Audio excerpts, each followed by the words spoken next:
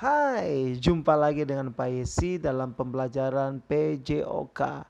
Dan hari ini kita akan membahas tentang penyakit tidak menular. Let's check it out. Oke, tentu saja kalian masih ingat kan tentang apa itu penyakit tidak menular.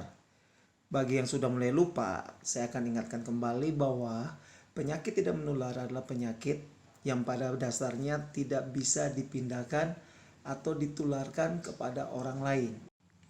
Meskipun penyakit ini tidak dapat ditularkan kepada orang lain, namun bukan berarti bahwa penyakit ini tidak berbahaya. Ada jenis-jenis penyakit tidak menular yang pada dasarnya merupakan pembunuh paling berbahaya pada saat ini.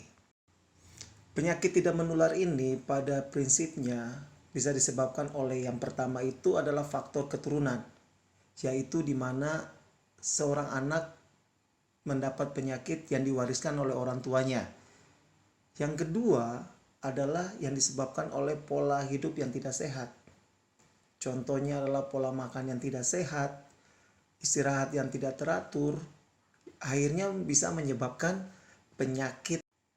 Oke, kita langsung saja kepada jenis-jenis penyakit yang tidak menular. Yang pertama adalah penyakit hipertensi atau darah tinggi. Jadi, jika dikatakan seseorang menderita penyakit hipertensi atau darah tinggi, jika tekanan darahnya itu sudah melampaui batas normal, yaitu 120/80. Penyebab utama dari penyakit hipertensi atau darah tinggi, selain disebabkan oleh faktor keturunan atau genetis, penyakit hipertensi juga disebabkan oleh berbagai sebab, antara lain sebagai berikut.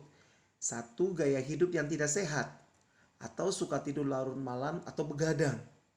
Yang kedua, pola makan yang tidak sehat, atau makan makanan yang termasuk makanan yang cepat saji atau junk food.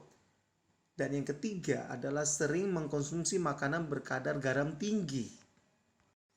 Penyakit hipertensi atau darah tinggi tidak hanya diderita oleh orang tua saja, tetapi juga dapat diderita oleh anak-anak yang masih muda pun kalau memiliki pola hidup yang salah.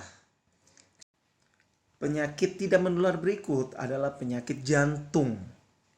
Penyakit jantung yang kita kenal dengan penyakit jantung koroner atau gagal jantung.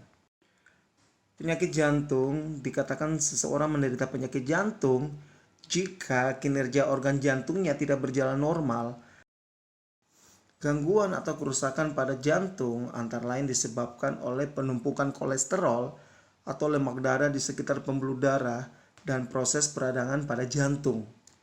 Jadi, ketika makanan yang kita konsumsi itu mengandung kolesterol yang tinggi, lama-kelamaan akan terjadi penumpukan lemak pada darah yang mengarah ke jantung. Akibatnya adalah ketika penumpukan kolesterol atau lemak darah ini semakin hari semakin tebal, akhirnya peredaran darah itu akan berhenti mengalir ke jantung sehingga jantung mengalami kelainan fungsinya, sehingga terjadi masalah pada jantung yang akhirnya kita kenal dengan nama penyakit jantung koroner. Faktor utama penyebab penyakit jantung yang disebabkan oleh kebiasaan buruk antara lain adalah merokok. Terus berikutnya adalah menderita sakit diabetes, kolesterol tinggi, terkena hipertensi, dan suka mengkonsumsi makanan berlemak seperti daging yang berlemak dan makanan yang bersantan. Wow, mengerikan ya. Jadi bagi kalian yang sudah mulai coba merokok, hati-hati, nanti bisa kena penyakit jantung. Terus bagi kalian yang suka sekali makan makanan yang berlemak, Pak Yesi ingatkan, hati-hati. Penyakit berikutnya yang tidak menular namun berisiko bisa menyebabkan kematian adalah penyakit diabetes atau biasa dibilang penyakit gula darah. Penyakit diabetes ini termasuk penyakit yang paling banyak kita jumpai di daerah di sekitar kita.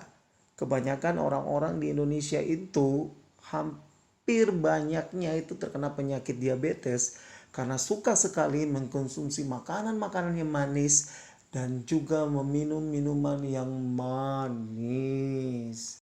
Jadi orang yang memiliki gula darah yang normal adalah ketika tidak makan atau berpuasa, hasilnya dari pemeriksaan gula darahnya adalah kurang dari 126. Dan kalau orang itu diukur kadar gulanya setelah makan, tidak lebih dari 200 mg. Jadi, kalau kalian memiliki tekanan gula darah yang tinggi melebihi 200, contohnya saja 250, maka kalian bisa dikatakan memiliki penyakit diabetes. Penyakit berikutnya adalah penyakit obesitas. Apa itu obesitas?